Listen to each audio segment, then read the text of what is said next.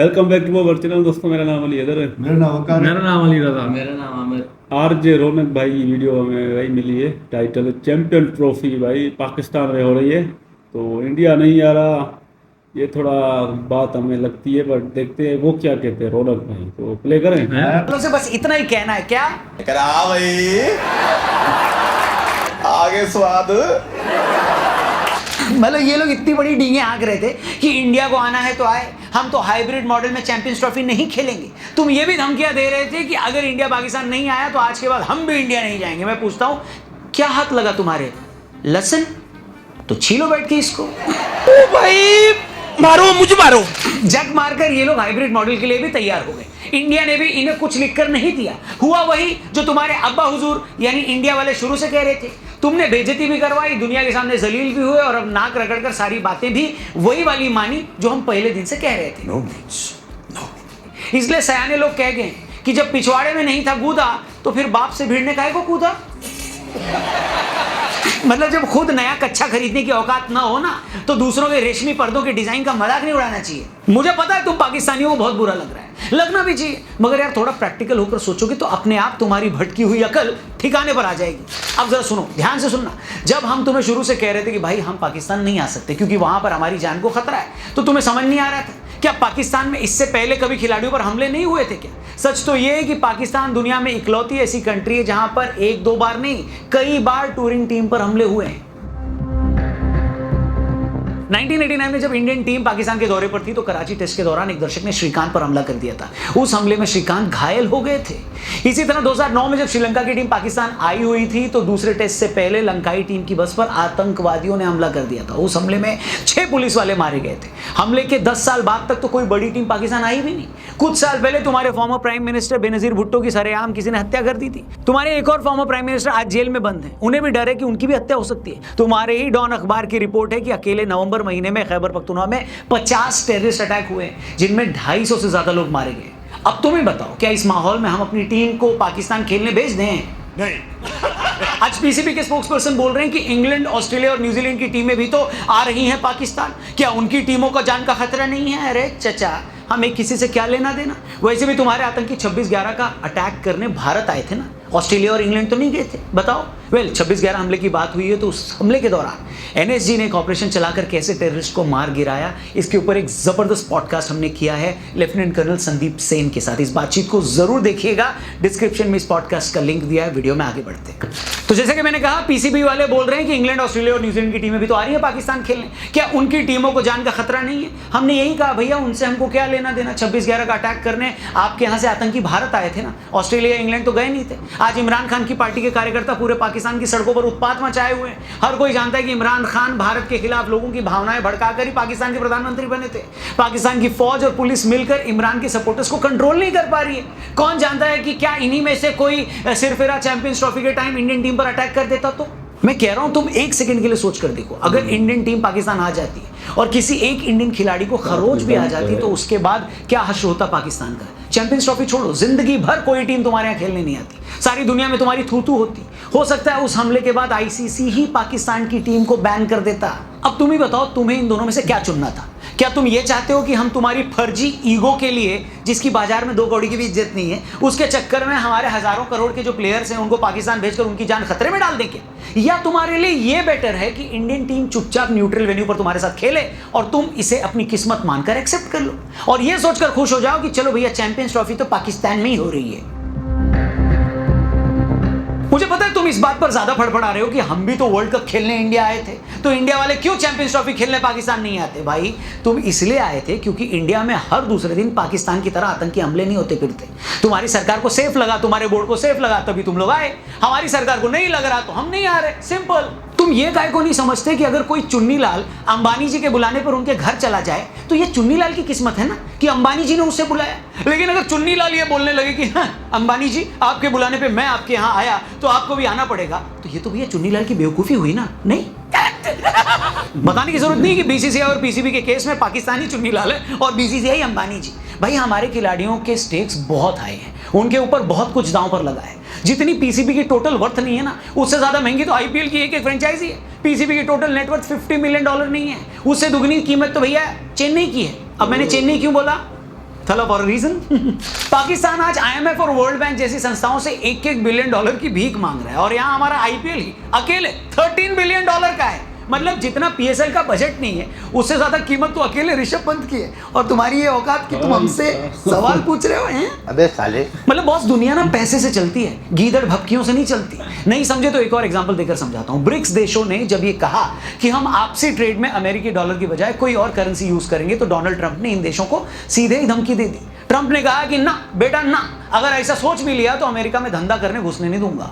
अब ब्रिक्स देशों में तो भारत भी है, बुरा तो हमें भी लगना चाहिए था, लेकिन अमेरिका आज इतनी बड़ी ताकत है तो हम उससे क्यों भिड़ें? बताओ, अमेरिका ने अगर भारतीय कंपनियों को बोल दिया कि बेटा तुम अमेरिका में धंधा नहीं करोगे या मैं तुम पर 100% टैरिफ लगा दूंगा, तो कहां जाएंगे हम? लाइफ में इंसान को प्रैक्टिकल भी होना पड़ता है ब्रो। दूसरी बात, तुम ये भी समझ लो कि आज इंडिया की टीम अगर पाकिस्तान नहीं जाती तो इसकी सीधी सी वजह है 26/11 का अटैक। वरना 2008 के नवंबर महीने में हमला हुआ था, उससे पहले तो इंडियन टीम पाकिस्तान भी जाती थी। और सच तो ये है कि 2008 के उस IPL में पाकिस्तानी प्लेयर्स भी IPL में खेल रहे थे। मतलब हमें तो तुमसे कोई प्रॉब्लम नहीं थी, लेकिन बाबू ऐसा कैसे हो सकता है कि तुम अपने टेररिस्ट भारत में भेजकर हमारी आर्थिक राजधानी को भी तबाह करने की कोशिश करो, वहां रहने वालों को डराओ और हम तुम्हारे प्लेयर्स पे करोड़ों रुपए वारते रहे ना? और बात सिर्फ हमले की भी नहीं थी, उस हमले के बाद भी तुमने 26/11 अटैक करने वालों पर पाकिस्तान में कोई एक्शन नहीं लिया। वो लोग आज भी पाकिस्तान में खुले सांड की तरह घूम रहे हैं। इसके बाद भी तुमने 2010 में पुणे की जर्मन बेकरी पर हमला करवाया, 2013 में हैदराबाद के दिलसुख नगर में ट्विन ब्लास्ट करवाए जिसमें 18 लोग मारे गए। फिर तुमने 2016 के पठानकोट एयरबेस पर हमला करवाया। फिर 2019 में पुलवामा अटैक, वो तो पुलवामा के बाद हमने पाकिस्तान में घुसकर सर्जिकल स्ट्राइक कर दी तो तुम लोग थोड़ा रुक गए, वरना तो तुम आज भी हर दूसरे दिन इंडिया में हमला कर रहे होते। मतलब तुम तो 16 सालों में रत्ती भर नहीं बदले, और तुम हमसे चाहते हो कि हम अपनी टीम तुम्हारे मुल्क में भेज दें हैं? अबे साले। जिस जाकिर नाइक को भारत सरकार ने भगोड़ा घोषित कर रखा है, तुम उसी जाकिर नालायक को अपने यहाँ स्टेट गेस्ट बनाकर बुलाते हो, पाकिस्तान के अलग अलग शहरों में घुमाकर उसका प्रोग्राम रखवाते हो, और फिर तुम सोचते हो कि हिंदुस्तान तुम पर भरोसा क्यों नहीं करता। कौन नहीं जानता कि तुम करतारपुर कॉरिडोर के थ्रू भारत में खालिस्तानी मूवमेंट को हवा देते हो। तुम हर बार UN के स्टेज पर जाकर कश्मीर का राग लाते हो। आज बांग्लादेश में मोहम्मद यूनुस की सरकार बनी है तो तुमसे हमदर्दी रखने वाले जमाते इस्लामी के लोग वहां हिंदुओं पर जुल्म कर रहे हैं, और फिर तुम हमसे पूछते हो कि तुम्हारा क्या कसूर है? अबे साले। और हेलो, क्या बोल रहे थे तुम कि इंडिया को अगर पाकिस्तान नहीं आना है तो कोई बात नहीं, हम उसके बिना ही चैंपियंस ट्रॉफी करवा लेंगे? बोलने से पहले सोच तो लो कि क्या बोल रहे हो। चैंपियंस ट्रॉफी हो पाकिस्तान में रही है, मगर वो ICC का टूर्नामेंट है। किसी टूर्नामेंट की भी 80% से ज्यादा कमाई BCCI से आती है। और आंकड़े देकर समझना तो समझा देता हूं, 2024 से 27 के हर ICC सर्कल में ICC को हर साल $600 मिलियन की कमाई होगी। इस कमाई में अकेले 40% यानी $240 मिलियन के करीब BCCI को मिलेगा। और जानते हो पाकिस्तान को कितना मिलेगा? सिर्फ 0.6% यानी $34.5 मिलियन ओनली। और ये भी समझ लो कि इस कमाई में से ICC BCCI को शेयर नहीं देता, BCCI ICC को ये पैसा कमा कर देता है, और PCB जैसे टुच्चे बोर्ड उसकी खैरात पर पलते हैं। और तुम कहते हो कि इंडिया को नहीं आना तो मत आओ, हम ऐसे ही खेल लेंगे। अबे साले। पहले ICC वालों से तो पूछ लो कि उनकी इतनी हिम्मत है कि वो बिना BCCI के टूर्नामेंट करवा सके। और ये सारी बातें बोलते हुए मैं कोई धौंस नहीं दिखा रहा हूँ, हम तो किसी को धौंस दिखाते ही नहीं। तुम्हारे सोशल मीडिया पर कुछ जाहिल लोग बोल रहे थे कि BCCI इसलिए पाकिस्तान नहीं आती क्योंकि उसे BJP नहीं आने देती, इंडियन टीम पाकिस्तान जाएगी तो ये उसके एंटी मुस्लिम स्टैंड को सूट नहीं करेगा। तुम लोग यार मतलब कितने जाहिल हो बे। अगर बात हिंदू मुस्लिम की होती तो क्यों इस बार अफगानिस्तान के 7 प्लेयर्स को फ्रेंचाइजीज खिला रही होती IPL में? बात एंटी मुस्लिम होने की है ही नहीं, क्योंकि अफगानी प्लेयर्स को इंडिया में कितना प्यार मिलता है बताइए। तुम लोग खुद को मुसलमानों का सगा बताते हो, तुम ही ये बताओ कि क्यों अफगानी तुम्हें ही इतना गाली देते हैं। मतलब तुम लोग कब अपनी नजर पे लगाइए हिंदू मुस्लिम का चश्मा उतारो। हमें किसी खिलाड़ी के हिंदू मुस्लिम होने से कोई लेना देना ही नहीं है, हमें लेना देना है उस देश की हुकूमत से, वहां की पॉलिटिक्स से।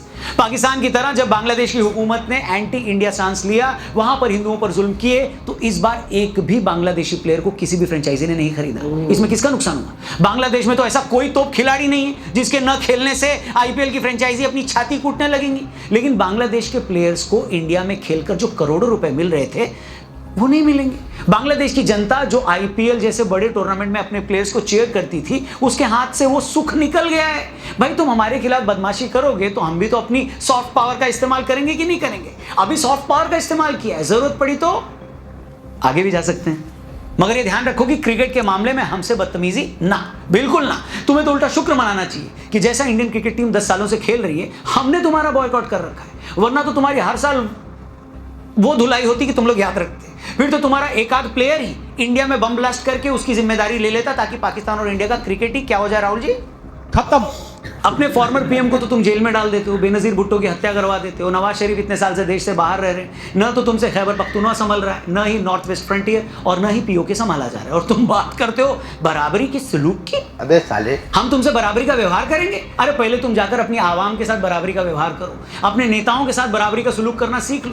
जिस दिन तुम्हें ये सारी बात समझ में आ जाएगी, तुम ये भी जान जाओगे कि हिंदुस्तान को तुमसे प्रॉब्लम क्या है, तकलीफ क्या है। अब जाओ यहाँ से यार, इतना टाइम नहीं मेरे पास। जो 3 स्टेडियम तुमने अभी तक नहीं बनाए हैं ना, उस पर जाके प्लास्टर करो, वरना ऐसा ना हो कि पूरी की पूरी चैंपियंस ट्रॉफी ही पाकिस्तान से शिफ्ट हो जाए और तुम्हें ही इंडिया आना पड़ जाए। बाकी हेलो दोस्तों, हेलो, आपकी इस मामले पर क्या सोच है? क्या आप भी पाकिस्तान की शान में 2 शब्द कहना चाहते हैं? कमेंट बॉक्स खुला हुआ है, उसके दरवाजे खुले हुए हैं। सबसे अच्छे कमेंट्स को मैं खुद लाइक करूंगा। देखते हैं आपकी आज क्रिएटिविटी क्या दिखाते हो आप कमेंट बॉक्स में। बाकी आज की वीडियो में इतना ही। चैनल को सब्सक्राइब करके जाइएगा। अपना ख्याल रखिए, जल्दी मिलते हैं। Thank you for watching. जय हिंद। हाँ भाई, रौनक भाई ने सही बोला, जो भी सबूत दिए ना, ये तो है भाई, डर तो है। पर जो विदेशी टीम है ना, इंग्लैंड, ऑस्ट्रेलिया, साउथ अफ्रीका, ये आई है, इनको फुल मतलब सिक्योरिटी मिलती है, फुल प्रूफ भाई, स्टेट लेवल की सिक्योरिटी।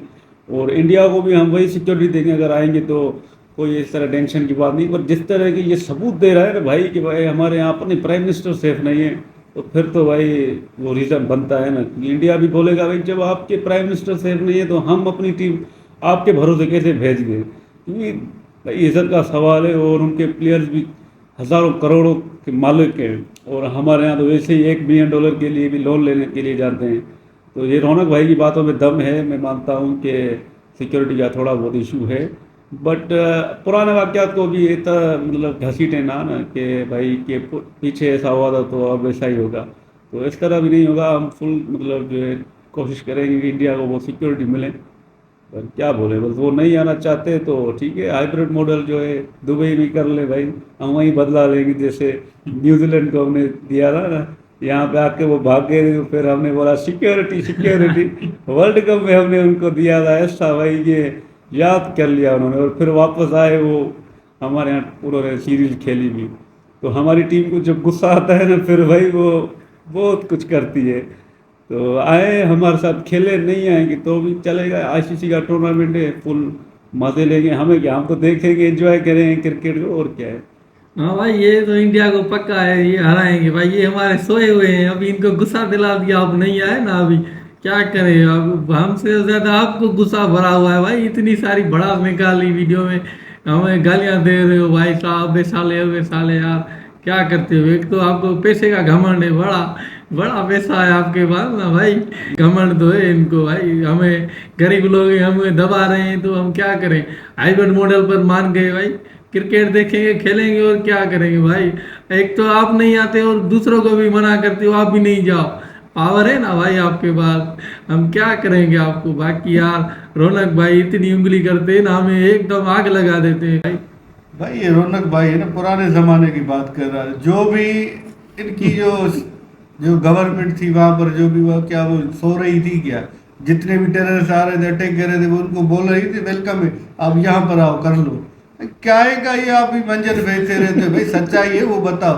पाकिस्तान और इंडिया है ना, वो अमन की बात चाहता है, आप उनको और घी डाल रहे हो और आग लगा रहे हो भाई। क्रिकेट को पॉलिटिक्स के दूर करो भाई, वो गेम है, एक भाईचारे की खेल है, पूरी दुनिया देखती है। दुनिया की सारी टीमें पाकिस्तान आ रही है, इंडिया वाले नहीं आ रहे भाई। हम आए ना सिक्योरिटी, बोल रहा है श्रीलंका में अटैक हुआ था, श्रीलंका में अटैक, कहीं दुबई में भी हो सकता है। फिर क्या करोगे भाई, टेररिस्ट किसी का भी सगा नहीं होगा। आप ही जो बांग्लादेश को भी मिला रहे, उनके प्लेयर को आईपीएल में नहीं उठाया भाई, वो आपका पीएसएल वाले बोलते हैं हम लेंगे बंगालियों को भाई, हम अपने साथ रहेंगे। जितने को आपने नहीं उठाया ना, हम सबको लेकर आएंगे, खिलाएंगे। बूढ़े हैं तो क्या हुआ, शेर तो है भाई, उनसे सीखेंगे। हमारे वाले इंतजार में होते आईपीएल, इनको ना ले, हम लेंगे। हाँ, यही तो मजा आएगा। आप यार क्रिकेट को है ना सियासत बना रहे हो भाई, गेम को गेम खेल रहे समझो। अबे साले वो भी पाकिस्तानी है, वो भी आप ही को बोल रहा है भाई। आप ऐसा, आप रोतड़ू हो पहली बार। तो मर्द होते ना तो फिर आते हैं। हाँ, आप घूंघट उठा कर लड़कियों की तरह भाग जाते भाई, शर्मा कर। असल मर्द होता है ना, वो डरता नहीं। हम पाकिस्तानी नहीं डरे, हिंदुस्तान में आए, खेले भी, चलो मैच हार गए, कोई मसला नहीं। आए तो अपनी डंके की चोट पर है ना भाई साहब, यही तो है सुपर पावर हम। भाई इंडिया एक वजह से नहीं आता है ना, उसको पता है पाकिस्तान जीत जाएगा, हमारी बेइज्जती होगी, उनके मुल्क में हार जाएंगे, तो भाई इसी वजह नहीं आता है, डरता है हमसे। ये भी हो सकता है, खौफ तो है भाई, हमारी टीम कोई कम थोड़ी ही है भाई। जब उसको कॉन्फिडेंस आएगा ना अपनी जमीन है, आओ कोहली अभी सेंचुरी लगा। बाकी यार क्रिकेट है बस एंटरटेनमेंट के लिए हम देखते हैं, और कोई पर्सनली नहीं है। आएंगे एंजॉय करेंगे, नहीं आएंगे तो भी क्रिकेट तो चलेगी भाई, हमेशा चलती आ रही है।